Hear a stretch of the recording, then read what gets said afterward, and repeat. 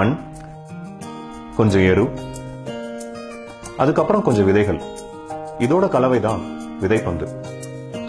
இது எப்படி செய்யறதுன்னா, மண்ணையும் எருவையும் கலந்துட்டு அதுல கொஞ்சம் தண்ணி ஊத்தி உருண்டை பிடிக்கணும். அந்த உருண்டையோட நடுவுல ஒரு விதைய வைக்கணும். இந்த கான்செப்டை கண்டுபிடிச்சது ஜப்பானை சேர்ந்த புக்காகோங்கிற ஒருத்தர். அவர் நம்ம ஊர் ஐயா நம்மாழ்வார் போல ஒரு வேளாண் விஞ்ஞானி. இவர் எழுதின ஒன் ஸ்ட்ரா ரெவல்யூஷன், ஒற்றை வைக்கோல் புரட்சிங்கிற புக்கை படிச்சுதான் சீட் பால் பத்தி தெரிஞ்சுக்கிட்டேன். அதுல என்ன சொல்லி இருப்பாருன்னா, விதைக்கணும், அறுக்கணும், அது தவிர நம்ம மண்ணை டிஸ்டர்ப் பண்ணக்கூடாது. சரின்னு இது என் தோட்டத்திலேயே ட்ரை பண்ணலான்னு முடிவு பண்ணேன்.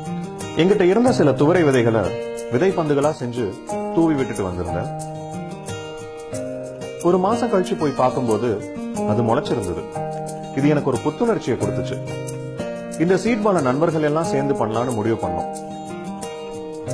நாங்க போன வருஷம் ஒரு 30,000 பந்துகள் கிட்ட செஞ்சிருந்தோம்.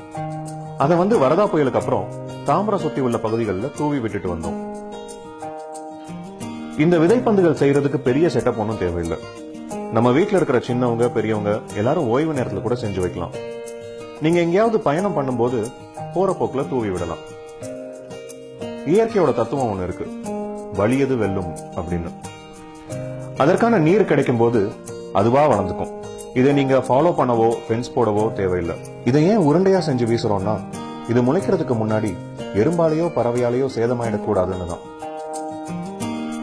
ஒரு காக்கா அதோட எச்சத்துல ஒரு காட்டையே உருவாக்கிட்டு போயிட்டு இருக்கு.